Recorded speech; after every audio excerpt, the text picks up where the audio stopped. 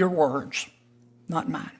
Quote, what happened next after Mr. Floyd's death is nothing short of amazing. Mostly peaceful protest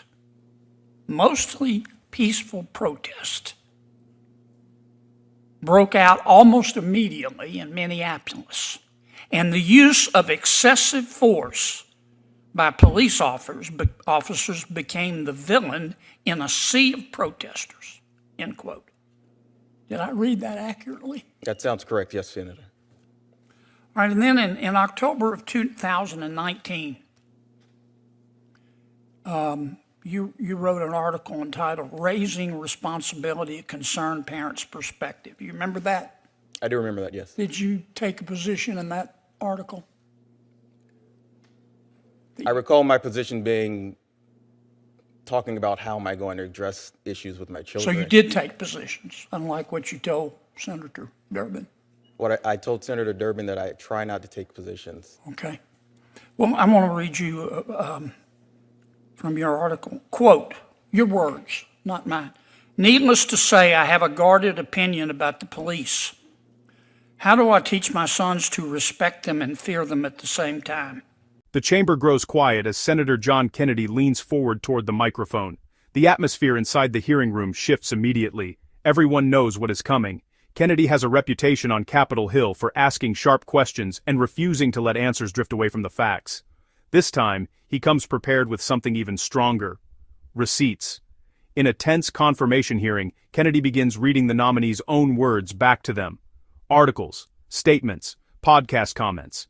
Opinions written years earlier suddenly return to the spotlight, and what unfolds next becomes one of the most intense exchanges of the hearing, because once the senator begins quoting the nominee's own writing, the tone of the room changes completely. What follows is a moment that quickly spreads across political circles and leaves many watching the hearing stunned. Thank you. Senator Kennedy. Thank you, Mr. Chairman. Judge, congratulations. Judge Cheeks, I see you're quite a prolific writer, and you say I heard you answer Senator Durbin's question, you said you don't take a position in these articles? I said I tried not to take a position in most of my articles. Well, you didn't succeed.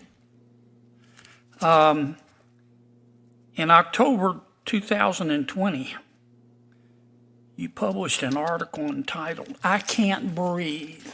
You remember that article? I do remember that article. Okay. You were talking about Mr. George Floyd's tragic death. Here's what you said, quote, your words, not mine. Quote, what happened next after Mr. Floyd's death is nothing short of amazing. Mostly peaceful protest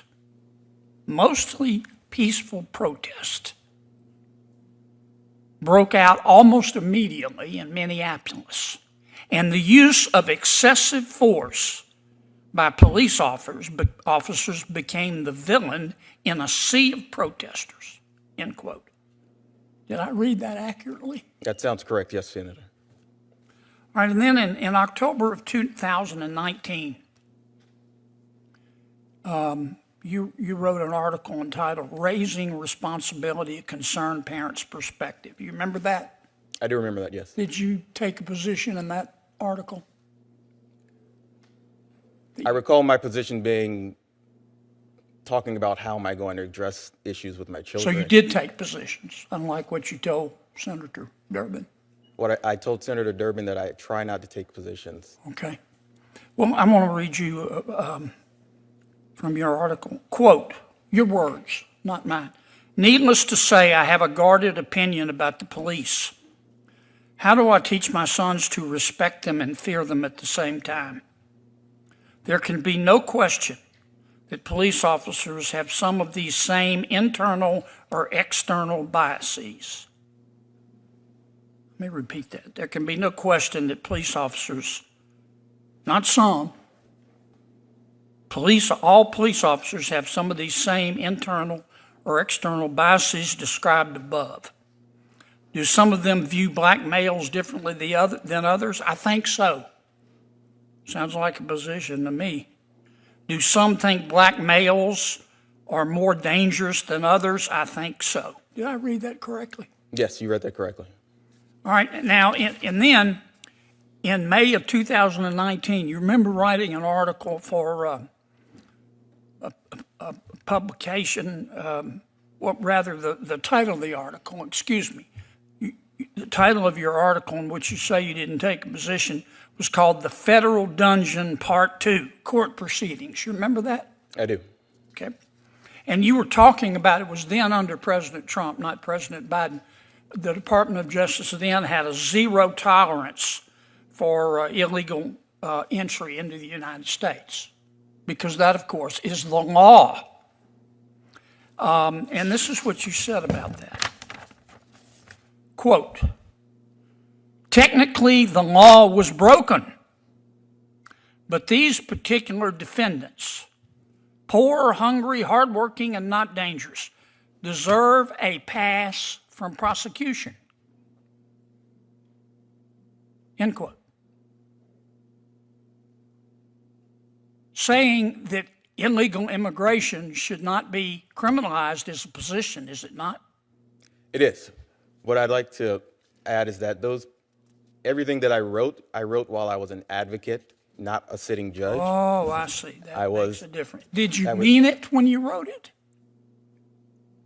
When I wrote it, Did you mean it? I meant it when I wrote it because Okay, but you don't mean it now? I do not mean it now. So if you right take now. off your advocate hat today, do you have your advocate hat on today? I am no longer an advocate. I'm a sitting magistrate Okay, judge. so you don't tell the truth when you're an advocate, but you do when you're not?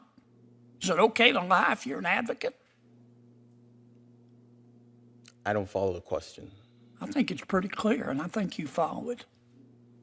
You've taken a lot of radical positions, Judge, and you can't make this catwalk backwards.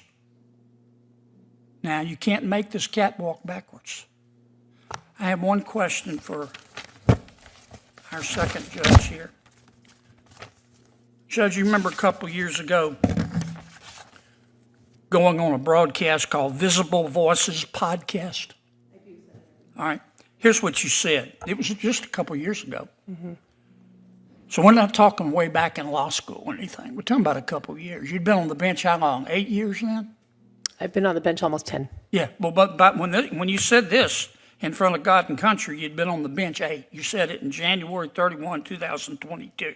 Here's what you said, quote, I think that COVID has brought a lot of these issues to bear, especially in the legal profession, where I tell a lot of people all the time, we, the people, never included people of color or women. When you have an institution that is set up by property-owning white men for 200 years or so, it wasn't geared towards thinking about what would be the best work schedule or how we could really incorporate women with children in this field. So it's been a challenge that COVID was exacerbated. End quote. Did I read that correctly? Yes, Senator, you did. And then you go on later in the podcast to call for quotas based on gender, don't you? No, sir, I never, Yes, you ever do. claimed If the anything senator about will give quotas. me time, I'll read what you said. May I finish reading what you said? The witnesses denied believing in quotas based on gender, and I have the quote. Senator, you may read the quote, and then she will give an opportunity to respond. Okay, here's your quote, Judge. Your words, not mine. Quote, I think recognizing implicit bias is really important. Me too.